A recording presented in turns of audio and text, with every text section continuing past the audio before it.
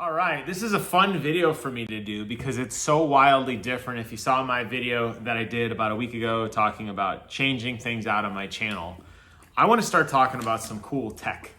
And I think it'd be fun as hell to talk about this guy right here and the Ferry Droid accessory kit, which we'll get into, that accompanies this guy here in just a moment. This is the droid you can pick up at Star Wars Land at Disney. You go through this droid factory. It's this long assembly line process where you pick out the body, the head, the legs, and then you put it all together. They bring it to life, and they give you a remote control to go with it. And you can drive the droid around. You can drive the droid around. Hopefully the blaster doesn't fall off, but that's okay because that's modular and that's part of the design, and it's actually kind of cool that that fell off. I could talk a little bit about that piece as well, but it's not really cool, but it is what it is, right? So the droid itself, when you buy it, you're actually not going to get these pieces. What you're going to get is this guy right here. Now they make a couple different variants. I am no Star Wars dork. I love Star Wars, but there's like the BB-8 model, which is the ball. There is the C model, which is like Chopper from the Star Wars Ahsoka and some of the other cartoons that I've never seen. And then R2-D2, the R-Type, which is the best, of course. The droid itself, it doesn't really, when you kind of like look at it, it doesn't look overly complex, but there's a lot going on in here. And it's got like, not a whole lot of accessories, but like little pieces that pop off, like the little arm that R2 would have used to like connect to like a port. It's got the little antenna that spins. And then I thought one of the other service doors opened. It's been a while since I like played with this actually.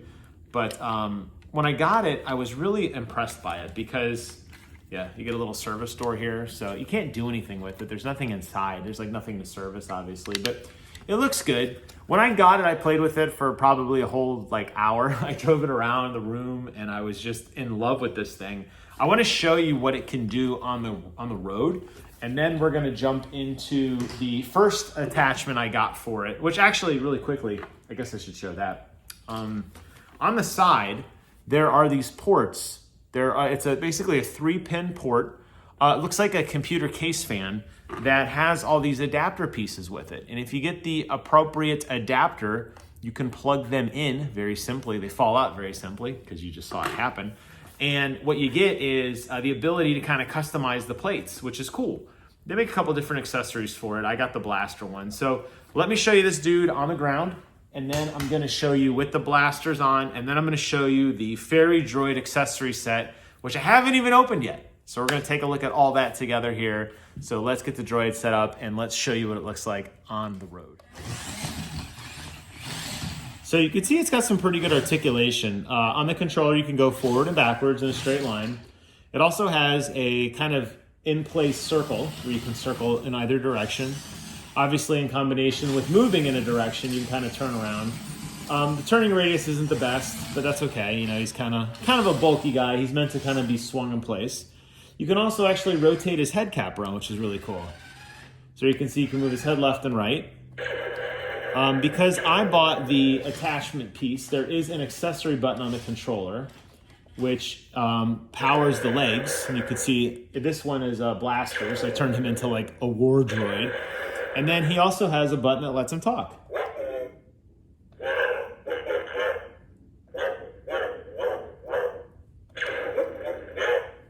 So the controller's really cool. There's not much to it. It runs on a bunch of different like AA's, and then there's more batteries you put in the guts of it. I wish it was rechargeable, but you know, I mean, you could probably get a rechargeable battery pack for it. But as it stands right now, the way that most of the driving occurs is via the two pieces on the leg that has that forward and back momentum and then the left and right swivel.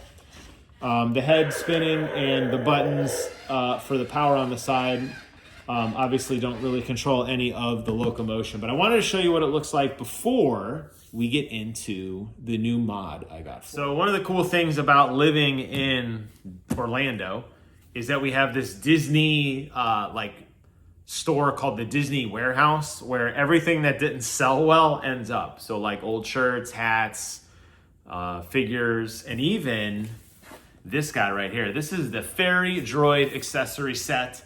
It includes basically this kit of all these different parts. Now, I don't know what this originally cost. Oh, I do know what it originally cost because it's on the box. This ran $70. And I got it for $9.99. Woo! What a savings. So clearly it didn't sell. One of the cool things about the Droid world and part of the officially licensed Droid Depot brand is that they're always coming out with new things, right? So if it has this Droid Depot sticker on it, then that's like the official. I'm sure you can get aftermarket parts as with like anything, but they sell a lot of different stuff. You saw the blasters I put on the side. That's part of like the war kit. There's like a server kit where he has like a little, like a tray with like different glasses on it. But this one just looked kind of cool. I was like, man, it's $10, right? Like we can't not get something for $10. And what else could you possibly get at a Disney store that is that cheap, right? So I'm like, I got to bite on this. Clearly it didn't sell well because they dropped it by a significant amount of money, but inside the box is exactly what I thought it would be. This is a whole kit of stuff. It actually comes with a new dome altogether, which is actually kind of cool. When you go through the experience to pick out your droid, oh, this is gonna get loud, but you're just gonna have to bear with me. I'm gonna have to be loud, which I know is so hard for me. When you go to the accessories, when you go to the store to build it the first time, it's this long cargo bay that's just got parts rolling by. And you pick the chassis, and you pick the head, and you pick the whatever. The problem with that experience as it's kind of laid out is that there's not necessarily like all the colors you want. So for example, I wanted to go with a black and red kind of style, right? Which I got, but they didn't have a black body to accompany it. Like I would have loved the body to be black so that it could have just been all black and red. I didn't get that. I got a gray body that has the kind of yellow and gray accents on it, which is okay. But now I have yet another head to select from. This is the gray and red helmet, which actually has standoffs, which is kind of interesting.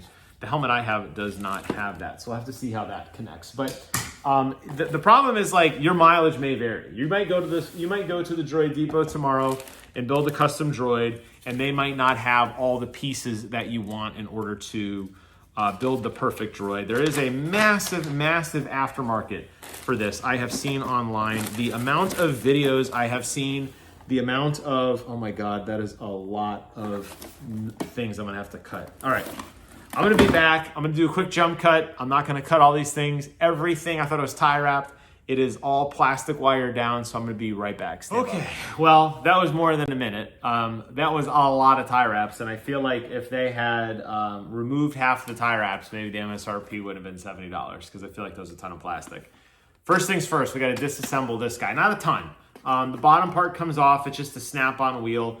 This wheel doesn't have any power. There's no connectors or anything here. This is purely to help the droid balance when he's driving around. So we're gonna go ahead and disconnect this wheel. We also have to remove the head because we have a new headpiece. The headpiece just pops straight up. There is a connector on the bottom that connects to the connector here, and there's a little plastic cutout, so it can only go on one way. That gives it its full range of left and right motion. So now you can see the guts of the droid is starting to come together right before your eyes. We're going to remove the head for now. Although I suspect if you wanted to, you probably could just get and keep the original head, but because it's probably a color aesthetic, it makes sense. And then we have to remove the left and right legs, which is just a simple Phillips screwdriver. So I will go ahead and pop those screws out right now. It's cool because when you're at the Droid factory, you know, when you're building this, it's like coming to life right before your eyes, which was really a lot of fun. And what I liked about it was they give you all the tools you need, which is just a screwdriver. So you kind of feel like you're like a mechanic, like putting it all together. And you know, the music's going and there's droids all over. The aesthetic is just so well done. I'm looking at the existing set, and do they give you a screw? It looks like they do not. Looks like they do. They do give you a screw. Okay. I was gonna say I'm screwing on this here for a minute, And the screw's not coming out because it's not meant to totally come out. It's actually meant to kind of lay loose in there, and you're just pushing it in. So let me go ahead and push this back in a little bit. I don't want to lose the existing screw, but it's kind of set in place there. But as you can see on the back side of the leg, there's 4 different pins. That's the screw hole in the center. Actually 5 pins. This just snaps onto the side of the leg. So we'll go ahead and put that away. In case you're wondering what the leg looks like without any of the guts, there you can see those 5 pins that would line up. It only goes in one direction because you want the pins to line up. So you got to make sure you properly line it up. But when you're removing it, if you do end up getting a kit like this, or if you start modding it, understand the screw doesn't go in very far. It's just kind of meant to lightly hold the leg together. But the screw does stay in the existing leg. So here is basically your guts. So if you go to the store and you pick up a Droid, you will pick this up first. This is what you begin, and then you start to assemble it outside of that. So what comes inside the new kit? Well, I kind of showed you a little bit of the box, but first you got these really cool legs right here. Now these legs do not move. They are meant to be rigid in plastic. You will be giving up the mobility of the Droid because if this thing could walk, that would be amazing, but it doesn't. The legs don't, actually they do bend. They do bend. You can hear the hard click though of the plastic. There is a slight articulation point on the ankle to kind of balance that. And you can see at the bottom, that is the same plate that went into the Droid. Now, the big difference here is your Droid is gonna actually be rotated 90 degrees. So if you remember before, when I had the Droid thing at the bottom, the wheel was basically lined up with the hole, which was this way, but now we're gonna plug it in this way. So does it matter if there is a front or bottom? I don't know. Let's see if it says here, but you can see that it does swivel slightly to kind of line up if you want. You can go all the way to the left, you can go all the way to the right, whatever you want. Actually, do they want it all the way to the left? Let me see if they tell me. It actually shows this being the front, which is different than what, okay. So it shows it going in like this. You can't see anything, can you? You have no idea what I'm doing right now. That's a great video, Jim. Okay, there you go. So it connects into place. Now he actually has legs to stand on. I'm gonna set him down for a moment. It's gonna be somewhat off camera. Does he stand up on his own? He does stand up, and I will show you that in just one brief second. Also included in the box is 2 robotic arms that have this kind of free motion. You can hear a motor in there. This one is wobbly and loose. This one looks like it can grip something with some fingers there. You have the exact same set on the other side as well. So it looks like you're getting 2 sets of the kind of robot arms here that flop and dangle freely. And you're gonna be putting those in on the left and the right. There is already a very, very, very small screw way tucked in there at the bottom, which I am probably gonna need to pause again to get a different screwdriver for. I do not see how I could possibly get my existing screwdriver in there, but that's okay. And when you push the arm in, you can feel where the pins do line up. So you can feel it kind of lay loosely in here. If you try to plug it in, he didn't like that. If you try to plug it in any other way, it doesn't actually go in properly. It does have some resistance. So you want to push that all the way in, and then you want to lock those screws in nice and tight. And just to make sure I got the left and right correct, it kind of looks like it would be backwards this way. But just to see, it does look like you could rotate the arms, I guess, if you wanted. Is there an elbow joint on these? That would probably indicate the proper orientation. There is an elbow joint, but it goes in both directions. So from what I can tell, the arms are pretty much interchangeable. They bend freely in either direction, up and down. So if you wanted him to, and since the thumb is in the middle, I don't think it really matters if you wanted him to have his arm this way or if you wanted to have his arm this way. I guess that's just kind of a preference on what you want. So I'm gonna have to pause it again. It actually does have a little bit of articulation here as well. I'm gonna have to pause it again because this hunk of screwdriver is not gonna fit into that little hole. So once again, back in one. Stand by. So we have him completely standing up. I now have the remote in my hand, and we're gonna take a look at how this actually goes together. So remember the button we had before? He still talks, right? He can still, does not do anything with this button, because remember, this button is powering down by this part of his legs. I'm sorry, that would be his legs now. This button doesn't do anything. There's nothing to connect to it. This button here continues to rotate his head freely left and right, so nothing unique there. I'm gonna move the camera out of the way so you can actually see the droid and not my fat hand. But when you move up, obviously his legs don't move, so what's gonna happen?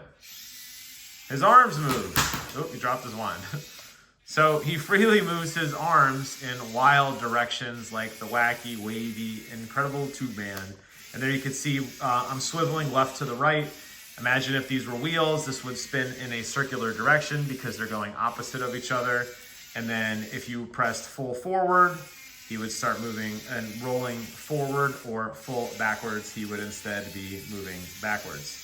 So you can kind of adjust him how you want and then hold him in place. Now, the problem with the little wand that fell off is that the little wand that fell off doesn't hold on very well. He doesn't have a very good grip on his hand. His fingers are very loose. You probably could do some sort of clever tie wrapping.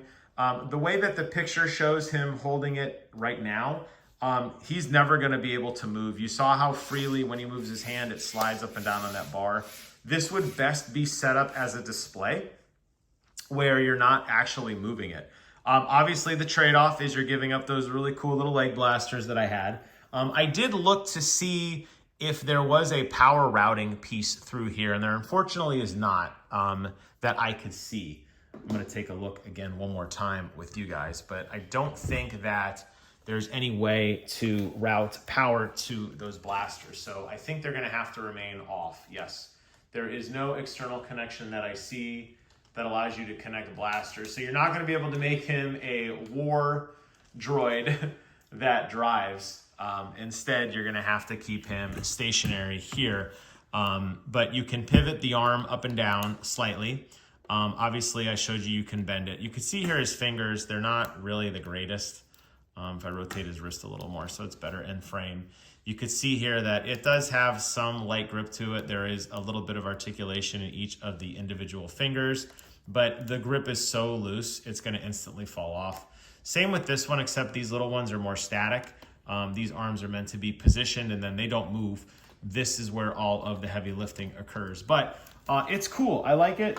It does stand freely on its own. It doesn't seem overly like top heavy in terms of like trying to wiggle it. I did try to horse it a little bit when I was moving it around to try to get it to like fall over. And it does a pretty good job of staying up on its own. So it's cool. For 10 bucks, it's really, really cool. I like this, it's fun, it's different. You could interchange the heads at this point if you wanted to go back to the original head that I had.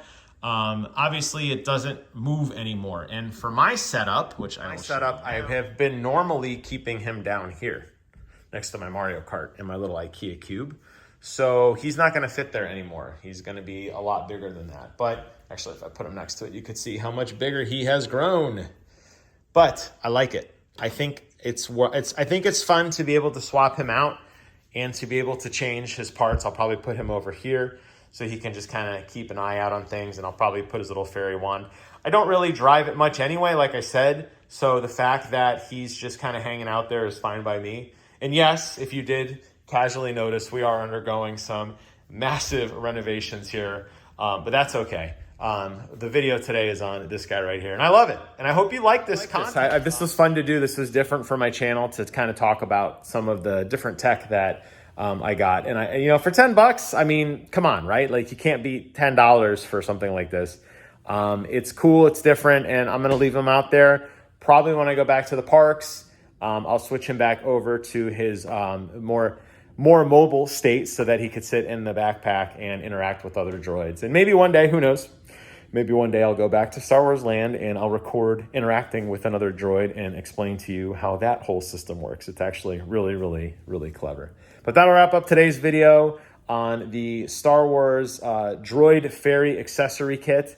It's cool. Like I said, if you live in Orlando or you are near a Disney surplus store, it's basically, they're giving them away. Apparently it didn't sell. I think it's cool. Kind of reminds me of Goro from Mortal Kombat, and I'm gonna rock it for a while. So that's it. Take care of yourselves, and until next time, I will see you guys on the other side.